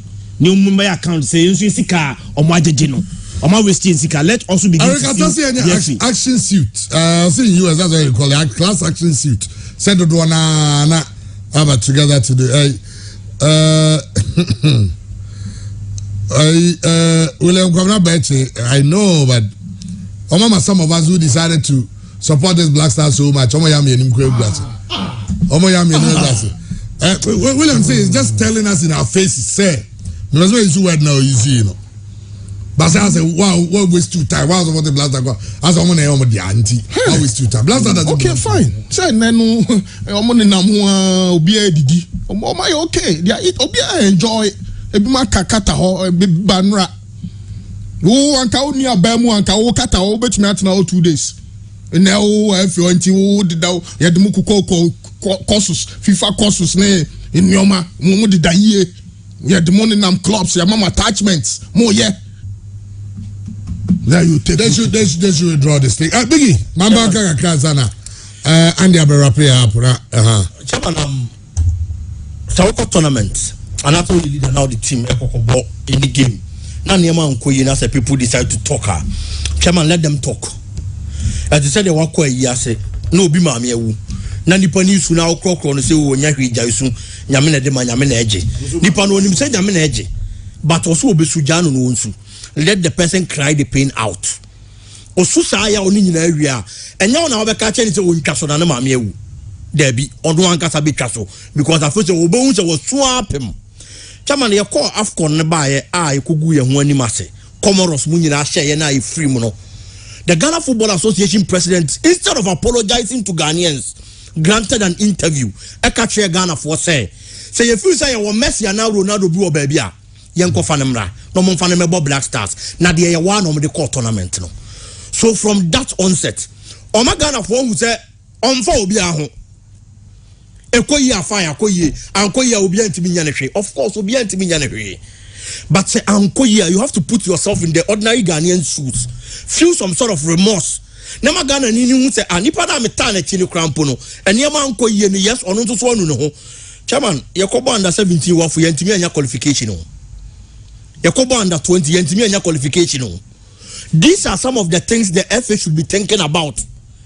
And obi aka Morocco asem what they put in place amudi nya success a proper planning.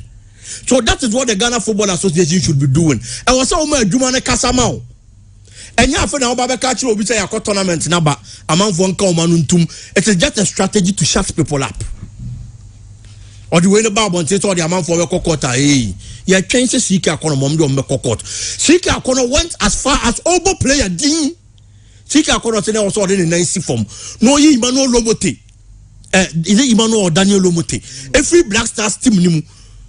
Because na player ni nisa quality no only be here. But a be player and there was a chinchilla can or dini shame. Sika Akono to me kaya bo ding. Etiano na ye train. So mo betu ho anama oni ehun say yes omani abre Romain Molina in some 20 bianca sembia chairman damaging e change Romain Molina kan no se players na mo de call kata ko ball tournament no mo gigiska e na mo de players de call kata ko ball tournament no minima sembia some 20 aka sense mo free kata ba na mo free kata ba no e change Romain Molina aka no. It is a Ghana Football Association will be here. Romain Molina mo na egu brand ne ho animase adeɛ bi ani wiase ɛyɛ nim guase kyɛn sɛ wabɔ no anaasɛ wagye bribe na wuyu so obi a wɔnsɛm fata wɔ eto ɔmo nya bibi mfa no ne ho na ɔmo make sure sɛ abasobɔ na ayɛbɔ nkrɔfoɔ Morocco no no ɛno na ɔmo hwɛ na ɔmo nya bibi na in going forward Ghana ntimi mo ne ho modern saa sɛ basa na ekoyi a sɛ wonya hu adeɛ trend bi aba any the media friends of maybe at the FA and now no pay and it's going to continue for like a week I want for anymore it's some of the so go in go aban so I dey Morocco aban no and a finance obo mama ye nyina and one sense on TV chairman aban the draw plan no FIFA Go project remember some of those years remember I did not make me train Saturday but FIFA Go project only sky hospital FIFA Go project they started way back 2009 over $10 million well no FIFA 500,000 we were supposed to construct a pitch you can't say FIFA for say a pitch any installation of a football turf that's pitch at the technical center in Accra. The cost of it cost $500,000. That was in 2012. It was not done. This was not done. Oh, this association has been an association. Our form and sadly, ya buy mumpany for no mobile no sabe ki kanzem trauma no majedi. Tell me the son of okay the poor pushy and I will respect him and plead with him. I know some presidential ambition and some of us media somebody get the class of one of the people the style me papa because Africa I think that's the only style we understand. Say Onuobisan pushy say people around the Ghana Football Associations say we are the Black Stars. If you have to go to FIFA and more vested interest. I have some more managing team no, and I did it because under 17. Watch out for the new list, beba. Under 17, under 20. Oh, watch it out. Say ni baku oh teams 4. Baku ha. Now me Jega Tuyano, Andia Tuyano, Christian Tuyano, Obia Tuyano. Now the Obia didn't say me the so. There's the 5. Your friend players are your friend. They be 2. Your friend will be 4 now. 2. There were 10 players in the team. 10. 1, 2, 3, 4, 5. 10. This is what is happening. People have vested interest. It is the only way we can kill those things. And maybe under 20 management committee member or say members go back catch and say management committee for some years 7 was at that time. We be have 2 players. Also no business now say okay 2 players so maybe the 2 goalkeepers now the 2 goalkeepers but 1 goalkeeper got that ball. Oh we are saying is that let's call people who deserve to. It's a question. Talent is not enough in Ghana. If you have the talent, if you work hard, it's still not enough. You need to be highly connected to a certain group of people. I be almost football by anymore. And just answer we are connected to the coach. That is what we are saying. And maybe your training was about talent. Your talent will send you. Elsewhere, it's about your talent, not your connection. That is what we are talking about. The Ghana Football Association. Obi also head with them or your Casamafo. Yeah, they are Sumano and Obe Cancer. But Omo de Sumano. Man is a messenger. It's the Omo Suma messenger. Omo na make say. So feel so be a Casimini Negu Fia. The Edikan, Molina. Asama Papa Kano, CNN 45, BBC 45. BBC 45 don't send the story on site. A good gun anymore, see a good blaster, and anymore, see a good FM Pennyphone in any massy. Miss Ramo, Mova Molina and Cocotte. Minimum I'm going to cry quarter. The Molina no Crobeso. So Spain, I'm going to Spain, lawyer be on you no mind. Ghana commissioner or Monkan job no Mompel lawyer near Suno. And or say there are some Ghana players that even paid to be selected for the World Cup. It is said that there is a lot of politics within their national team, reports Romain Molina. As some way, any player of America, Romain Molina, and Eka. Romain Molina say, and Okaima, Euro foot 4-5, ESPN 4-5, just what church Rabranch is on your die, and a trial no grant interviews. Mamu, Menemo Yadi, Kwame Tamochi. Every Metamochi, Eva going court. Oguye football movie. Now, if you who's a video, I will be found. And then also, Yanina Asia. Now, yes, your buddies.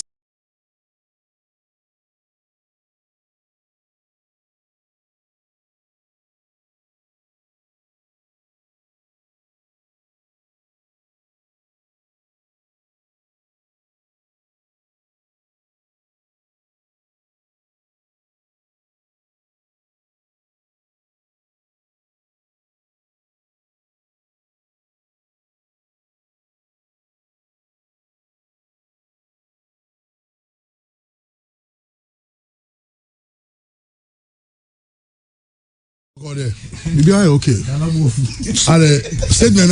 boys need Yajmano. Boys need to mean Yajmano. And one year some no boys need to mean Yajmano. Now boys is any ammonia na boymono, young clampiomo. Let your boys work hard. Who defend you and defend you? Nah, but be yes, remember Molina no French. Yeah, he's a French journalist. What is your locus? Black Stars no dia. Oman penyin kura ho ntono na wo